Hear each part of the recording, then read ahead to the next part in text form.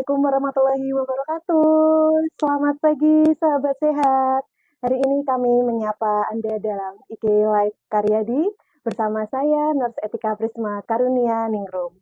Selama 30 menit ke depan, kita akan membahas topik yang menarik ya, bersama tentu saja pakar-pakar yang pastinya sudah ahli di bidangnya.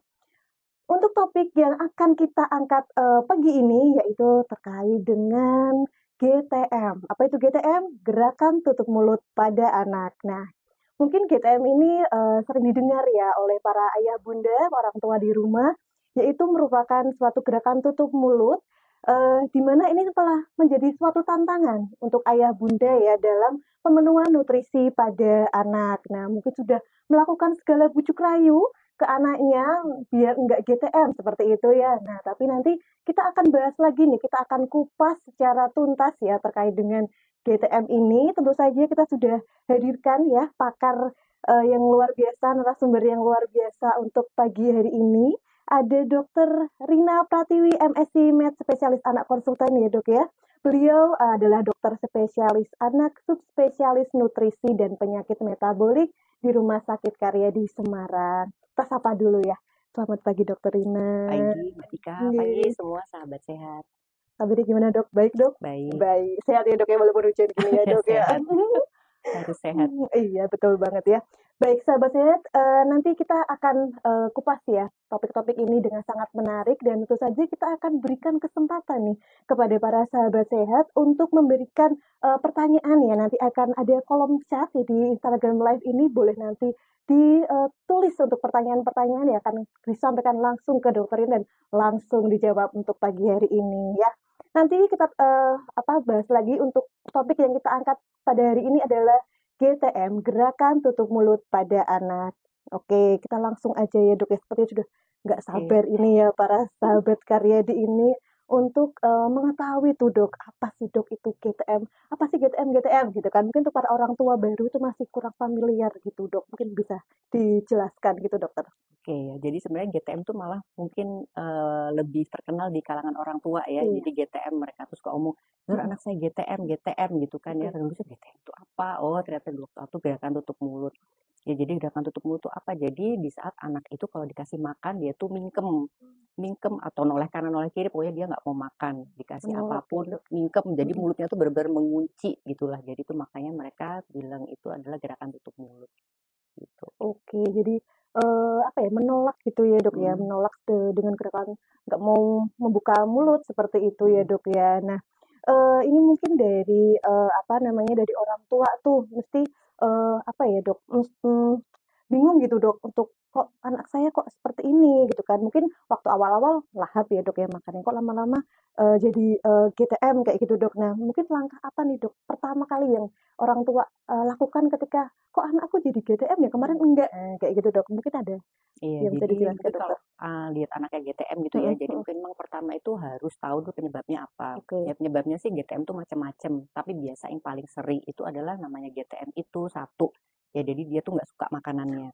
Ya jadi sama kalau kita ya, kalau nggak doyan kan pasti kita mingkem juga ya. Kita nggak mingkem tapi cari yang lain gitu ya. Tapi kalau anak ya pasti dia pertama adalah mingkem dulu atau GTM. Nah jadi emang tuh harus dicari nih. Pertama dipikirin dulu nih makanannya, jangan-jangan dia nggak suka. Nggak suka dalam hal apa? Pertama itu adalah yang pertama adalah rasa. Ya jadi rasa itu ya harus enak pertama ya. Jadi kalau misalnya nggak enak juga jangankan anak, kita juga nggak mau gitu kan.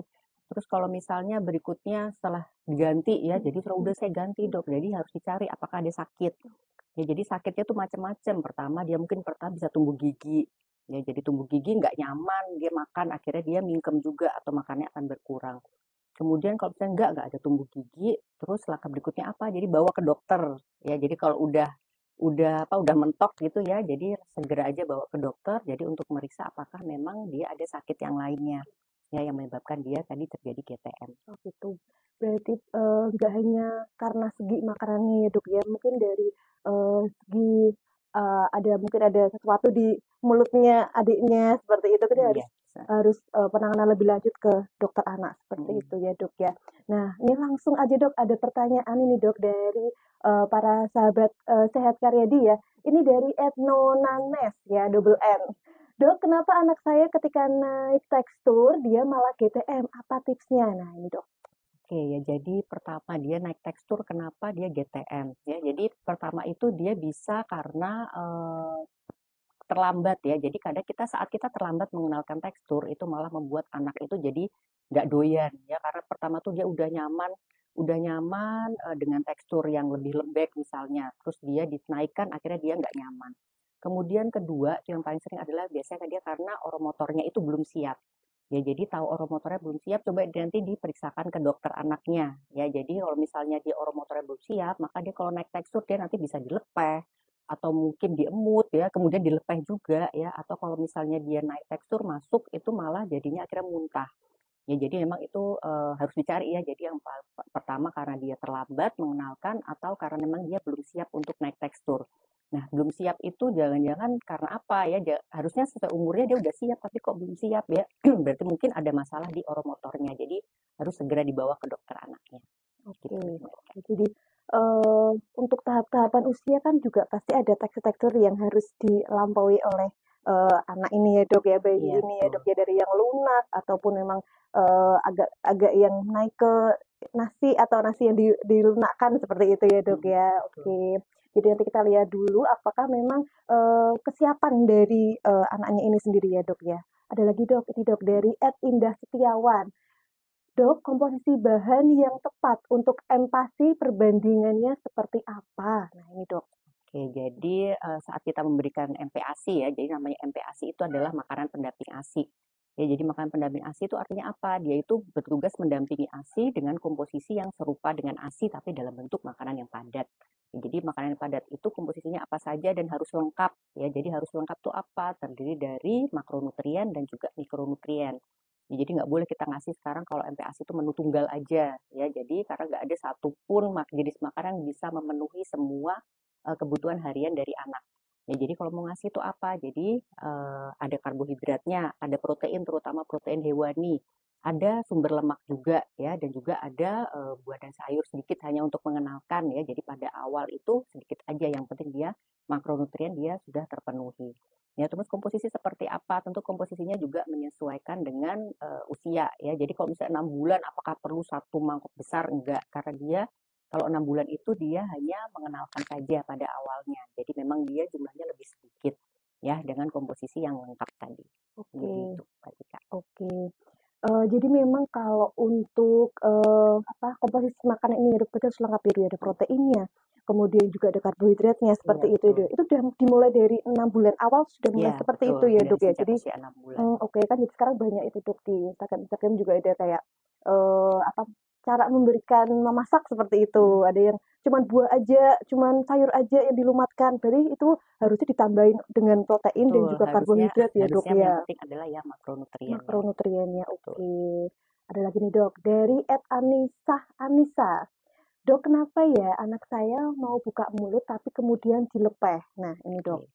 Iya, jadi dia mau buka mulut ya, mau buka mulut kenapa? Dia lapar. Ya, jadi dia tahu saat itu makan ya buka mulut dan dia makan ya lapar. Nah, kemudian kenapa dilepeh? Nah, ini harus dilihat juga. Dilepeh itu macam-macam penyebabnya ya. Yang satu pertama dia begitu excited makan, ternyata waktu makan makanannya nggak enak, pasti dilepeh. Ya, kemudian yang berikutnya dari teksturnya ya. Jadi saat dia makan ternyata teksturnya mungkin dia nggak suka. Ya mungkin dia sukanya yang lebih kasar atau dia malah suka yang lebih agak lunak. Ya, jadi dia suka yang lebih lunak kenapa? Karena mungkin dia belum siap sama yang tekstur yang lebih kasar. Atau dia suka yang lebih kasar ternyata ya. Karena apa? Karena dia udah bosen sama yang teksturnya lebih lemak, yang lebih lembek tadi ya. Jadi memang itu harus dilihat lagi ya. Kemudian kalau udah digonta-ganti tekstur, udah gonta-ganti masih suka dilepeh. Nah, jangan lupa juga periksakan juga ke dokter anaknya. Ya, jadi supaya tahu ya ini kenapa sih masih dilepeh juga padahal udah diganti tekstur, udah diganti rasa dan macam-macam. Ini gitu buat Kak Oh, Anissa tadi. oke. Iya, jadi kitanya yang harus aware juga ya dok ya ke anaknya dia dok ya karena untuk tekstur ini kan juga walaupun kita sesuaikan dengan misalnya ini dok dengan usianya, tapi ternyata di usianya itu masih melepeh, belum maunya yang memang sudah tingkatan atasnya nggak apa-apa itu dok, Iya betul boleh Kak, ya yang boleh aja. oh baik. Terus kemudian nih dok, kalau misal pun nih kan tadi kan mengenai rasa ya dok ya, apakah perlu nih dok ditambah-tambah rasa-rasa apa gitu dok di makanannya? Ada nih sebutannya itu apa namanya, diberikan kayak penyedap, rasa tapi yang alami seperti itu, Hmm. Dok, kayak daun salam gitu, apakah Hmm. boleh, Dok, seperti itu, Dok? Jadi boleh ya. Jadi memang sejak usia 6 bulan itu boleh dikasih bumbu dapur itu boleh ya. Tentunya kalau nggak dikasih bumbu dapur pasti rasanya hambar ya. Rasanya hambar juga anaknya juga pasti nggak mau makan. Ya jadi memang perlu dikasih rasa ya. Jadi boleh diberikan bumbu penyedap tadi ya, bumbu dapur untuk supaya dia rasanya lebih enak lagi. Oke, jadi boleh ya, Dok, ya, Boleh. aromatik gitu ya, Iya. Dok, ya, oke. Ada pertanyaan lagi, Dok, dari Etita Niarofi. Dok, anak saya umur 13 bulan, masih minum ASI ya, Dok, ya. Makan tim belum bisa nasi, tidak mau sufor, maunya susu UHT. Apa aman, Dok? Nah, ini, Dok. Oke. Masih ASI jadi makan tim tadi ya, makan tim belum mau nasi ya. Jadi mungkin memang perlu dikenalkan ya. Jadi kalau tim itu kan mungkin masih dicampur semuanya. Jadi mungkin dia memang harus segera dikenalkan ya, karena kalau udah 1 tahun itu harusnya pada anak-anak itu dia sudah makan seperti menu orang dewasa.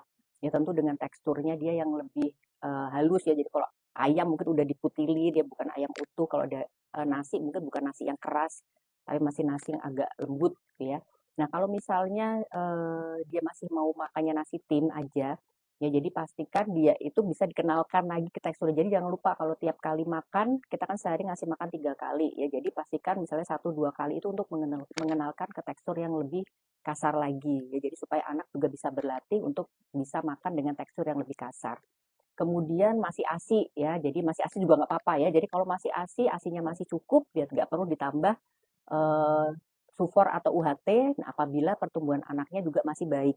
Ya, jadi kalau misalnya dia pertumbuhannya masih baik, kemudian dari dokter anaknya tidak menyarankan untuk menambah sufor atau UHT ya tidak perlu. Tapi kalau misalnya itu dijadikan tambahan, artinya dijadikan tambahan dalam pengolahan snack, tentu saja boleh. Ya, jadi kalau misalnya pun nanti mau mengkonsumsi UHT itu di atas 1 tahun itu sudah aman ya, jadi nggak apa-apa. Berarti boleh ya, Dok, ya. Iya, Misalkan aja. nih, Dok, nanti kita kan membahas tentang bujuk rayu nih, Dok. Hmm, Misalkan anaknya ini eh, mau makan kalau nanti kita kasih susu UHT di akhir. Nah, hmm, adik makan dulu nih, Dek. Nanti mama kasih susu gitu hmm, misalnya. Itu seperti itu boleh apa enggak, Dok? Mengharuskan dia untuk makan dulu, nanti hmm, kita baru beli kayak hadiah di belakang gitu, Dok, yang hmm. dia suka gitu boleh apa enggak, Dok? Ya, jadi itu nggak boleh ya. Jadi Ya. memang yang pertama dalam kita menerapkan supaya anak nggak GTM itu adalah menerapkan feeding rules ya. Jadi banyak yang beranggapan feeding rules itu nggak penting, tapi itu penting. Ya pentingnya bukan hanya sekarang aja, tapi pentingnya itu nanti untuk kedepannya. Ya, di mana anak itu belajar bahwa makan itu memang harus terjadwal ya, dan makan itu harus dalam duduk ya, makan nggak sambil jalan ke sana jalan ke sini ya, tapi makan itu sambil duduk dan juga eh, tidak memakai hadiah ya, artinya dia itu makan memang dia karena butuh ya. Jadi kalau memang dia nggak butuh makan tapi nanti supaya dapat hadiah aku makan nih, padahal dia memang lagi nggak butuh gitu. Jadi supaya dia bisa tahu juga kapan sih dia itu waktunya makan dan waktunya udah kenyang gitu. Tuh, jadi melatih anak untuk apa ya, mengetahui rasa lapar dan juga rasa kenyang, Iya seperti itu betul. ya, Dok, ya. Mm. Oh, baik, Dok. Dok, kita ada pertanyaan lagi dari @beruang besar. Bagaimana mengatasi anak GTM karena tumbuh gigi geraham ya, Dok? Oke ya, jadi karena tubuh gigiran biasanya sakit ya. Jadi biasanya sakit, kemudian kalau kita mengatasinya gimana? Jadi kita bisa pertama memberikan pereda rasa nyeri. Ya, jadi pereda rasa nyeri itu bisa gimana? Jadi bisa dengan menggunakan kompres dingin, ya. Jadi dengan kompres dingin atau juga bisa kalau misalnya diperlukan, ya, diperlukan itu bisa menggunakan obat untuk pereda nyeri, tapi tentunya dengan indikasi atau dengan saran dari dokternya dulu. Kemudian kalau misalnya dia GTM karena itu gimana? Jadi tekstur kadang bisa kita turunkan sedikit. Ya, jadi supaya apa? Supaya dia bisa lebih nyaman ya, lebih nyaman dengan mulutnya ya. Kadang kan kalau misalnya tumbuh gigi kan nggak butuh waktu 1-2 bulan ya. Jadi tumbuh gigi itu paling hanya butuh waktu maksimal 1 minggu lah ya. Jadi nanti setelah 1 minggu perlahan nanti bisa dinaikkan lagi teksturnya kembali ke tekstur awal. Ya, atau ada juga yang dia tuh sebenarnya pakai tekstur itu nggak apa-apa, tapi dia hanya jumlahnya lebih sedikit aja. Jadi dia tetap mau tapi jumlah sedikit terus itu juga nggak apa-apa ya. Jadi tetap dengan tekstur seperti biasa tapi nanti jumlahnya lebih sedikit namun diberikan lebih sering Oke. gitu. Jadi split aja ya, Dok, ya. Iya, Sebenarnya itu sama sebenarnya, tapi kita split untuk waktunya aja ya, iya Dok. Jadi lebih betul. sering gitu Iya. ya, Dok, ya. Oke. Kemudian ini, Dok, ada lagi dari Novi Oktaviani 31. Dok, bagaimana menghadapi anak yang anti banget dengan nasi? Nah, Oke ya, jadi ini pertanyaan wajib ya. Jadi karena kita orang Indonesia harus makan nasi. nggak kenyang kalau nggak Iya makan nasi betul. ya Jadi dok ya. belum makan kalau nggak makan nasi ya. Jadi nah yang dimaksud dengan anti itu bagaimana ya? Jadi maksudnya anti itu kalau dia misalnya dibuat nasi goreng, nasi uduk, nasi kuning, apakah masih menolak juga atau hanya menolaknya itu nasi putih saja? Atau dia menolak nasi dalam tekstur tertentu ya? Mungkin dia nggak suka nasi yang lembek, sukanya nasi yang lebih kasar atau mungkin suka nasi yang lebih lembek atau dan nggak suka nasi yang kasar. Jadi mungkin itu bisa dicoba-coba dulu. Kemudian kalau dia memang nggak suka nasi, ya nggak apa-apa ya. Jadi kita bisa cari sumber karbohidrat yang lain ya. Jadi sumber karbohidrat yang lain itu apa? Bisa dari kentang, ya dari ubi. Ya, jadi itu juga bisa dijadikan pengganti dari nasi ya. Nanti kalau misalnya dok dia harus makan nasi, nanti boleh dikenalkan perlahan ya. Artinya kita nggak boleh maksa bahwa saat ini kamu pokoknya harus makan nasi, itu nggak boleh. Ya, karena kalau misalnya dipaksa nanti anak tersebut bisa trauma ya, malahan nanti dia tambah nggak mau makan nasi ya karena udah trauma kalau misalnya nasi nanti dia udah nolak-nolak akhirnya kesedak dan lain-lain. Gitu. Oke, jadi tidak boleh memaksakan ya dok ya. Iya Kita betul. cari pengganti lain. Nasi kan Hmm, karbohidrat nih dok. Berarti hmm, pengganti lain kentang, ubi seperti itu ya iya. dok ya. Atau mungkin dimodifikasi ya dok, kayak seperti tadi Hmm, dokter sampaikan ya, bisa dibuat nasi goreng, nasi iya. uduk, nasi kuning seperti itu dok. Agar mungkin anak itu lebih tertarik ya dok ya Hmm, kepada makanannya gitu hmm, ya dok ya. betul. Oke. Kemudian nih dok, kalau misalnya nih anak sudah makan nih dok, walaupun nggak banyak, boleh nggak sih dok dikasih cemilan setelah makan itu dok? Nah, dia udah bisa di GTM nih, udahlah makannya sedikit aja, udah kamu nggak mau, tak kasih cemilan aja. Nih, gimana itu dok? Oke, jadi memang kalau makan itu kita harus memberikan jadwal ya. Ya. Jadi jadwal makan itu termasuk juga snack di dalamnya.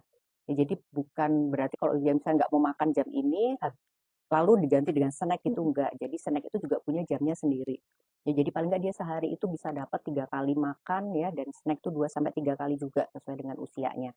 Nah itu juga ada jam-jamnya ya. Artinya kalau dia misalnya jam 9 nih waktunya makan dia nggak mau makan ya, jangan diganti snack ya. Jadi dia udah dia nggak mau makan ya udah nanti pas jam snack baru diberikan snack ya. Jadi jangan menggantikan makan besar dengan snack ya. Jadi nanti orang tua akan berpikir oh dia kan makan gitu, yang penting makan gitu kan ya, yang penting makan terus nanti bilangnya ke dokter nanti anaknya makannya banyak kok ya padahal makannya cuma snack aja jadi akhirnya juga tumbuhnya juga nggak akan bagus. Oke, berarti harus ada jadwal makan untuk anak ini ya Iya dok ya. betul.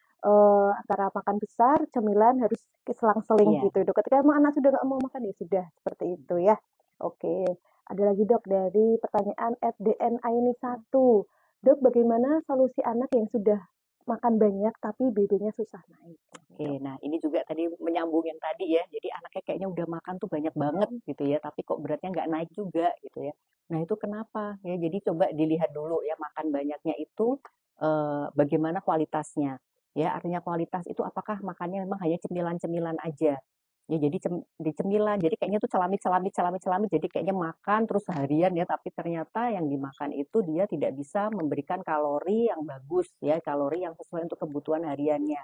Ya, jadi memang harus dipastikan dulu satu, bagaimana kualitasnya, apakah dia makanan yang diberikan itu sudah eh, sesuai dengan kebutuhan harian anak ya, sehingga nanti bisa menyebabkan berat badannya itu naik. Kemudian yang kedua ya, apakah anak itu ada sakit? Ya, jadi hati-hati sakit pada anak itu belum tentu yang kelihatan ya. Kalau udah pasti kelihatan tuh gampang ya, jadi tinggal diobatin aja karena udah tahu sakitnya apa. Ya, tapi banyak juga pada anak-anak itu sakit itu ada yang disebutnya silent ya. Jadi silent dia nggak kelihatan sakit ya, tapi yang kelihatan itu adalah berat badannya tuh nggak naik-naik. Ya, jadi untuk tahu sakit-sakit ini bagaimana, jadi jangan lupa ya, diperiksakan juga ke dokter anaknya. Jadi ditanyakan, anak saya udah kayaknya udah makan banyak kok, beratnya nggak naik, ada sakit nggak ya dok kira-kira? Jadi supaya dokternya bisa nanti memeriksa ya, apakah ada sakit-sakit yang tadi nggak kelihatan tadi. Yang gitu.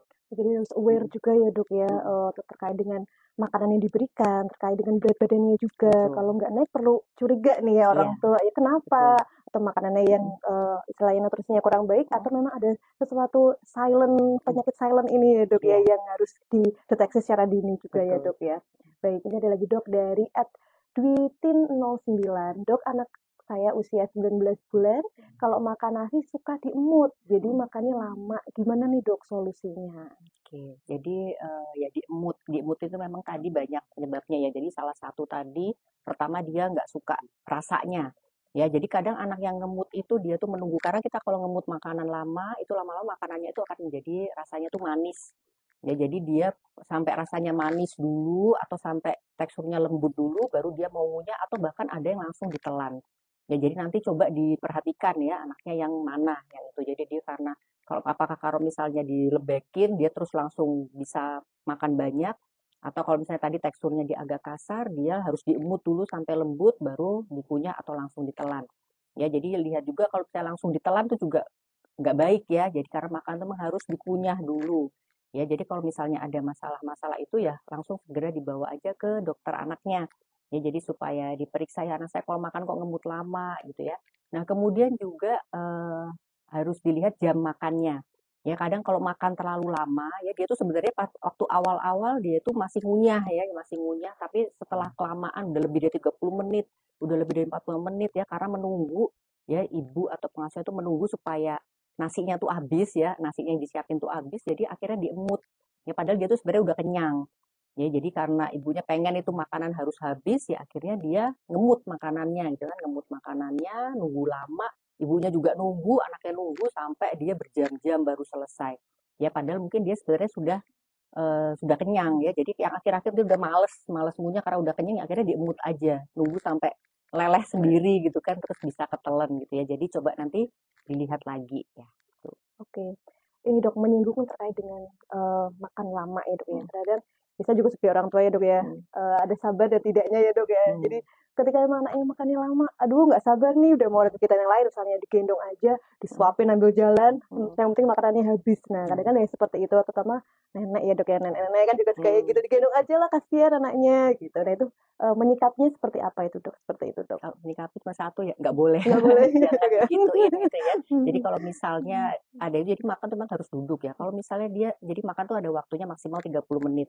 Ya jadi sama aja kalau kita makan misalnya makan makan nasi sop gitu ya atau misalnya nasi opor coba kita tunggu sampai dia 1 jam 1,5 jam tuh bentuknya kan udah nggak karu-karuan ya kan nggak akan ada orang yang mau makan ya apalagi anak-anak juga nggak akan mau makan ya jadi memang kalau misalnya itu emang harus 30 menit ya jadi maksimal kita aja kalau makan cepet juga nggak sampai 30 menit gitu kan kalau memang selera gitu ya jadi kalau banyak orang tua bilang kalau cocok tuh nggak sampai 30 menit tuh iya makanya jadi harus diperhatikan jadi banyak faktor berarti dia kalau pas 30 menit lebih tuh ya nggak cocok atau dia udah kenyang sebenarnya jadi kita nggak perlu memaksa sampai anak menghabiskan ya kalau misalnya dia porsi itu nggak habis besok berarti porsi harus dikurangin karena itu berarti terlalu banyak buat dia ya jadi yang harus kita perhatikan setelah itu apa apakah pertumbuhannya tetap baik ya setelah pokoknya makan udah 30 menit aja, nggak perlu habis ya, tapi tubuhnya tetap baik, artinya memang dia butuhnya cuma segitu aja, memang nggak perlu sampai satu Habis mangkok besar habis habis gitu gitu. ya. Iya, Ya, Nah, kita kan kok nggak habis sih dek lah padahal di porsinya udah banyak dari awal udah berikannya udah iya banyak betul. seperti itu ya kita lihat lagi berarti untuk porsinya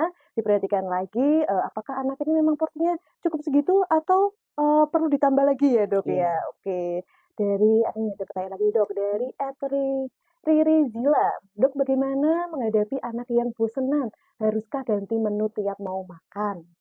Iya, jadi ini kadang kalau misalnya ibu-ibu di rumah dan memang suka masak ya, saya sih silahkan aja ya. Jadi ada anak yang memang tuh kalau makan tuh harus anget terus gitu ya, menunya harus anget, harus ganti-ganti.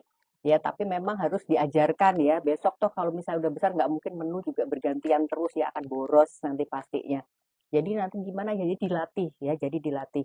Kalau misalnya dia bosenan atau ganti menu itu artinya apa? Jadi misalnya kalau dia lagi makan nggak mau gantinya tuh pada saat makan itu gitu. Jadi pas makan siang dikasih A nggak mau mau karena udah kemarin maunya B lalu dimasakin B ya atau dia udah diganti A B maunya yang C itu malah jangan ya. Jadi kenapa? Karena menu itu adalah orang tua yang nyiapkan ya mau anaknya mau makan apa enggak itu adalah keputusan dari anaknya mau makan seberapa itu anak yang menentukan tapi menunya apa itu adalah orang tua yang menentukan ya. Jadi memang kalau misalnya ganti-ganti ya gantilah harian ya. Jadi jangan mengganti setiap mau makan. Ya pagi siang sore itu capek juga. Nanti lama-lama ibunya stres juga ya. Ibunya stres, anaknya jadi tetap bosenan juga setelah jadi hari ini dia nggak mau dimasakin masakan ibunya, besok pengennya jajan, tambah stres lagi nanti ya. Jadi supaya lebih nyaman ya. Jadi proses makan itu lebih nyaman di antara pengasuh atau ibu juga di antara anaknya juga gitu. Jadi biar proses belajarnya itu lebih menyenangkan.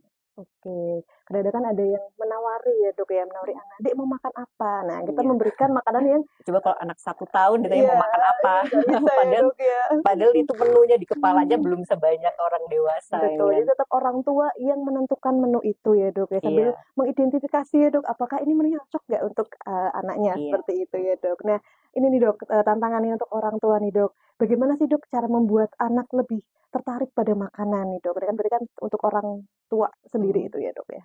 Ya lebih tertarik pada makan. Sebenarnya kalau makan itu pada awal tuh sebenarnya anak-anak tuh tertarik ya. Jadi itu adalah tertarik pada makanan itu adalah salah satu apa tanda bahwa anak itu sudah siap makan. Ya, jadi pada saat usia 6 bulan, ya salah satu tanda anak sudah siap makan itu adalah kalau dia setiap melihat orang makan atau setiap melihat makanan itu dia tertarik. Jadi ingin menggapai makanannya. Jadi kalau itu pengen a gitu. Ya, Jadi itu adalah betul. salah satu tandanya. Jadi sebenarnya dari awal tuh udah tertarik memang makanya. Nah, kemudian hari dia menjadi tidak tertarik itu ya tadi pasti ada sebabnya. Ya, jadi ada juga yang karena tadi rasanya hambar. Ya, karena apa? Dia dari awal itu minum ASI kan. ASI itu rasanya kan enak ya. Jadi enak karena apa? Karena semua makanan ibunya yang dimakan ibunya. Kalau ibu kalau lagi menyusui itu kan makannya rakus ya. Jadi semua Semua. dimakan ya. Jadi biar ASInya banyak. Rasanya tuh akan keluar di ASI. Jadi lebih enak lah. Rasanya macam-macam. Begitu anaknya mau makan ya atau udah waktunya makan ternyata rasanya hambar tadi. Ya rasanya hambar jadinya ya udah dia nggak mau jadi nggak tertarik aduh makan ternyata nggak enak ya jadi akhirnya apa dia maunya ASI aja karena ASI rasanya lebih enak ya tadi ya karena makan dikasih aduh dikasih makanan ternyata nggak seenak yang dipikiran gitu ya jadi itu juga salah satunya jadi memang harus dicari juga penyebabnya apa kalau tiba-tiba anak tidak tertarik dengan makanan. Oke. Jadi memang, banyak ya Dok ya faktor-faktornya untuk, GTM ini. Apakah ini memang benar nih anaknya nggak suka sama makanannya atau memang ada sesuatu, dari, penyakit dari anak ini? Nah, perlu kita konsulkan lebih lanjut ya Dok ya Iya ke, betul. dokter spesialis anak yang nantinya kita akan tahu nih, faktor-faktor apa yang menyebabkan anak ini, GTM dan juga ini juga, sebagai orang tua juga harus, aware ya mengidentifikasi nih makanan-makanan apa yang anaknya suka, makanan apa yang, memang untuk anak ini, nutrisinya juga bagus, seperti itu. Harapannya kan nanti ketika pemberian nutrisinya mencukupi, berat badannya kan juga, naik ya, Dok, ya, Iya. dan akan sesuai dengan tumbuh kembang anak tentunya ya, Hmm. Dok, ya. Nah, ini, kita sudah sampai di penghujung acara ya, Dok, ya. Kita, berikan, simpulkan beberapa hal, yaitu bahwa GTM ini, merupakan hal yang bisa terjadi ya, Dok, di anak-anak dan bagaimana cara kita menyikapi sebagai orang tua kita akan melihat dulu apakah GTM ini karena dari segi makanannya, segi rasa, atau memang ada sakit tertentu yang anak ini alami atau juga ada pertumbuhan gigi. Nah, kita sebagai orang tua juga harus mengetahui ya anak-anak kita ini kenapa kok faktor penyebabnya apa karena GTM ini. Jika memang berkelanjutan, boleh kita konsultasikan ke dokter anak, spesialis anak di Rumah Sakit Dokter Karyadi ya Dok ya. Sebelum kita akhiri ya Dok, mungkin ada tips dan pesan dari Dokter Rina untuk para ayah, bunda, dan juga sahabat sehat Karyadi di rumah Dokter? Oke, jadi untuk para sahabat sehat ya, jadi kalau misalnya anak GTF jangan langsung panik ya. Jadi kita cari dulu penyebabnya apa. Kalau misalnya nanti udah mentok, ya udah mentok, jangan lupa segera bawa ke dokter anaknya masing-masing ya supaya bisa dicari penyebabnya apa ya dan bisa ditangani dengan segera. Gitu. Oke, terima kasih Dokter Rina sudah hadir ke IG Live Karyadi dan membagikan informasi yang lengkap dan menarik terkait dengan GTM atau gerakan tutup mulut pada anak.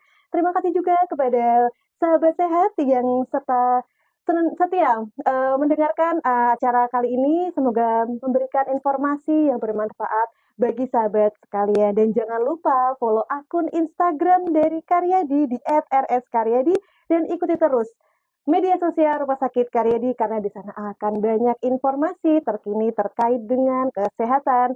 Kita sudah di penghujung acara ya Dok ya. Kita pamit dan undur diri dulu. Saya Nurse Etika Prisma Karnaningrum. Saya Dokter Rina. Periksa kemana Dok? Karyadi aja Karyadi yuk. aja yuk.